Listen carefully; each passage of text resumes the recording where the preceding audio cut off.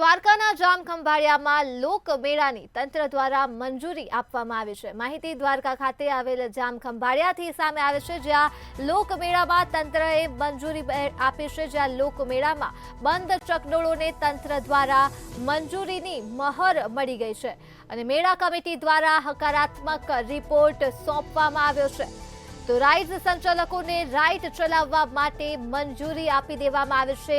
તંત્ર દ્વારા મહત્વની વિગતો દ્વારકાથી સામે આવે છે, જ્યાં જામખંભાળિયા ખાતે યોજાનાર લોકમેળાને તંત્રએ મંજૂરી આપી દીધી છે।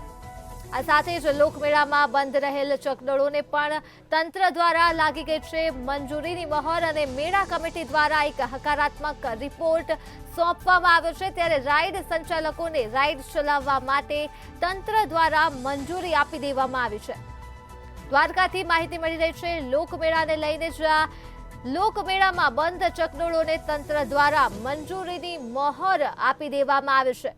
મેળા કમિટી દ્વારા એક હકારાત્મક રિપોર્ટ સોંપવામાં આવ્યો છે અને સાથે જ રાઇડ સંચાલકોને રાઇડ ચલાવવા માટેની મંજૂરી આપી દેવામાં આવી છે।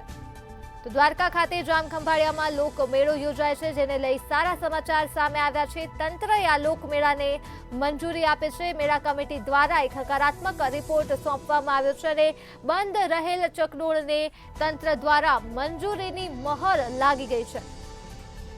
તો દ્વારકાથી માહિતી મળી છે લોકમેળાને લઈને, જ્યાં લોકમેળામાં બંધ રહેલા ચકડોળોને પણ હવે તંત્રએ મંજૂરીની મહોર આપી છે।